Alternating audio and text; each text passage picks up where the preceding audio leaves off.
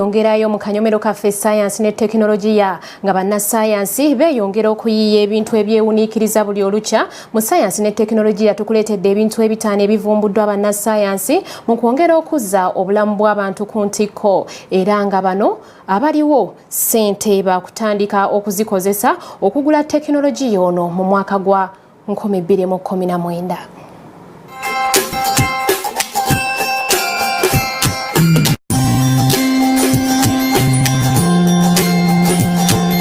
Okuyiiya mu bannasayansi kukyagenda mu maaso, bannasayansi ab'enjawulo nabo tebatudde.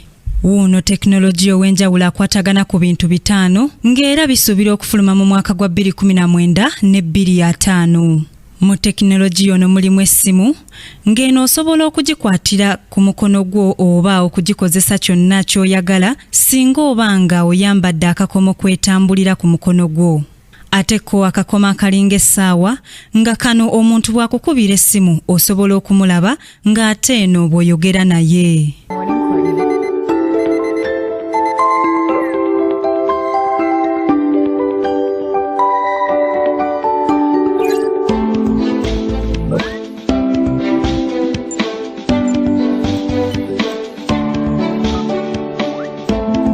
Mu tekinologiya omulala mulimu projector oba kiyite olutimbe kw'oyinza okulagira abantu ebintu byo naddala abo abasinga okukola emirimu gy'okwolesa ebintu bye baba bakoze.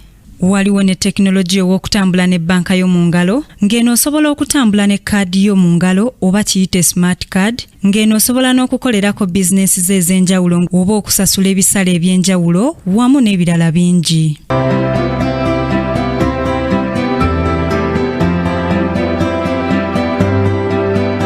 Ngeri yemu osobola n'okusoma empapula z'amawulire nga togenze gye zitundirwa, wabula kasita ossaamu omukutu gw'amawulire gw'oyagala okusoma ogufuna bufunyi mu bibatu byo. Bikukungaanyiriziddwa Basirika Sarah ku Kingdom TV amalindirire.